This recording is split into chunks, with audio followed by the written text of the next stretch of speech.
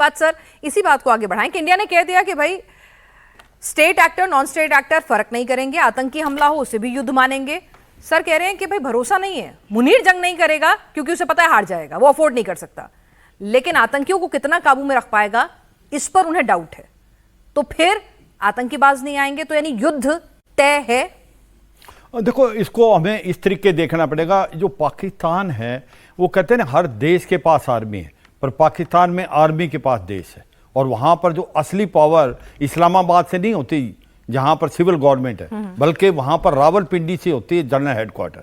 अगर आप पाकिस्तान की बनावट देखें, पाकिस्तान का जो साइज है वो हमारे से 1/7 है, और उसकी पॉपुलेशन हमारे से 1/6 है, उसकी इकॉनमी हमारे से 11% है, मगर उसकी फौज अभी भी 70% है। एक छोटा देश एक इतनी बड़ी फौज क्या कर रहा है? क्योंकि फौज ने एक प्रकार से एक अपने लोगों को एक डर पैदा किया हुआ है कि अगर वो कमजोर हुए तो भारत हमला कर देगा। तो ये एक इमेजिनरी थ्रेट करके पाकिस्तान अपने लोगों को मूर्ख बनाता रहा है। इससे पाकिस्तान का क्या हुआ है?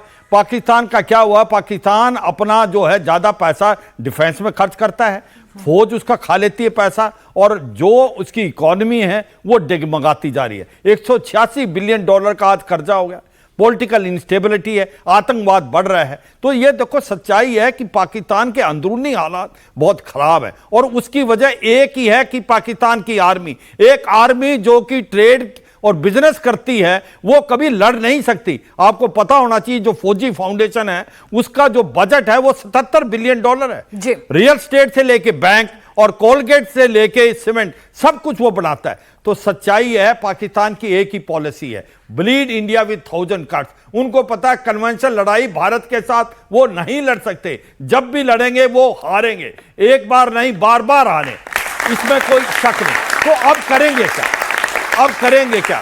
अब ये बात आती है कि जो लश्कर तौबा है, जैसे मोहम्मद जैसे आतंकवादी हैं, उनको तो भेजते रहेंगे। ये आप सोचो कि ये ऑपरेशन सिंदूर के अंदर अभी पहुंच हो गया है और आतंकवादी घटनाएं बंद हो जाएंगी, मुझे लगता है वो सोचना शायद ठीक नहीं होगा। नहीं सर, तो एक मिनट यही आपको रोकती हूँ। कॉमन हम बिल्कुल एकदम लेमैन की तरह से समझना चाहते हैं। आप कह रहे हो कि वेस्टर्न सर भी कह रहे हैं आतंकी घटनाएं रुकेंगी, आप भी कह रहे हो आतंकी घटनाएं नहीं रुकेंगी, श्रीवास्तव सर भी कह रहे हैं नहीं रुकेंगी, हमारे पीएम कह रहे हैं अगर कुछ भी हुआ तो वो एक्ट ऑफ वॉर होगा, ये नया नॉर्मल है। तो इसका मतलब जंग तो होकर ही रहने वाली है, और यही एक सोल्यूशन है। हाँ देखो, मैं आपको उसी बात को आगे लेता हूं। आपने बहुत अच्छा बोला कि भाई अगर आतंकवादी घटनाएं होती रहेंगी और हमने एक न्यू नॉर्मल बना दिया है, एनी टेररिस्ट एक्शन, जो अगर कोई बड़ा आतंकवादी घटना हुई हम उसको एक्ट ऑफ वार लेंगे, तो क्या पाकिस्तान ऐसी गलती करेगा कि वो लश्कर तौबा जैसे मोहम्मद आतंकवादियों को भेजने की कोशिश करे और कुछ ऐसा करे और हम उसके ऊपर फिर दोबारा हमला करें? देखो ये सच्चाई है कि वो थ्रेशोल्ड से कम करने करेंगे। देखो मैंने वहां ब्रिगेड कमांड की है लाइन ऑफ कंट्रोल में, मच्छल में, कुपवाड़ा में। ये सोचना कि वो आतंकवादी भेजना बंद कर देंगे, शायद ये हमारी थोड़ी सी भूल होगी, मगर ये सच्चाई है कि ये फौज है और भारत अब की बार क्या करेगा ये समझना जरूरी है। अभी तक हम थे रिएक्टिव कि उन्होंने उड़ी किया तो हमने सर्जिकल स्ट्राइक की, हम पुलवामा किया तो हमने बालाकोट किया, हम अंदर घुसे खैबर पख्तूनख्वा में उनका एक जो टेररिस्ट कैंप बर्बाद किया, और अभी पहलगांव जब हुआ तो हमने ऑपरेशन सिंदूर किया। अब हम वो नहीं करेंगे। अब हम करेंगे अगर आतंकवादी इकट्ठे हो रहे हैं उनके ट्रेनिंग कैंप में, चाहे उनके हेडक्वार्टरों में, हम पहले ही वार करेंगे। इसीलिए ऑपरेशन सिंदूर जो है वो फौज है, वो बंद नहीं हुआ है। ये चीज हमें समझनी चाहिए कि अब हमने इनिशिएटिव, हमारा है इनिशिएटिव, पाकिस्तान के पास नहीं है। और जिस प्रकार से हमने दो काम किए हैं, मैं एक मिनट के बोलूंगा कि जिस प्रकार से हमने उसको पॉलिटिकली एक प्रकार आइसोलेट कर दिया है, पाकिस्तान के साथ कोई नहीं खड़ा, पाकिस्तान एक आतंकवाद देश है। और इकोनॉमिकली आप देखें, आपने उसको चोट दी है कि जो आपकी इंडस वाटर ट्रीटी है उसको आपने हेल्ड इन अबेंस कर दिया।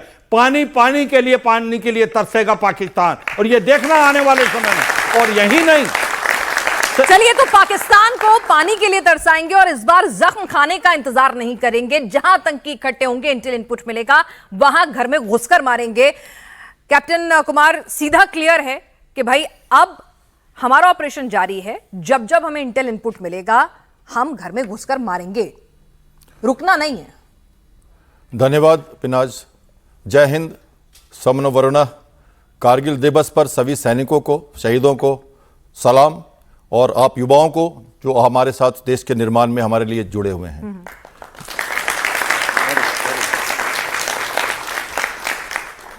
कौन अटैक करेगा, प्रश्न यहां पर है, और क्यों करेगा, कारण क्या है? क्या यह जमीनी लड़ाई है या जमीर की लड़ाई है? शायद हम सब जानते हैं कि जमीनी लड़ाई फिलहाल हम नहीं कर रहे थे, हमने स्टार्ट किया था जमीर के लिए, टेररिस्ट के लिए।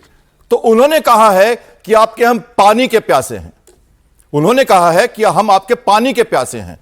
द एक्ट ऑफ वॉर जो है इंडस को उन्होंने कहा है कि वो एक्ट ऑफ वॉर होगा, और हमने क्या कहा है? हम आपके खून, टेररिस्ट के खून के प्यासे हैं। तो मुद्दा क्या है?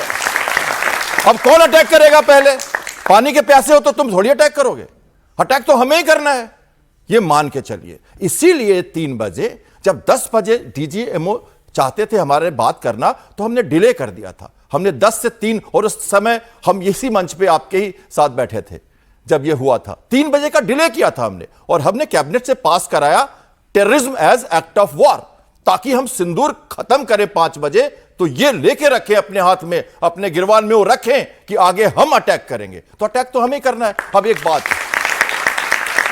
है,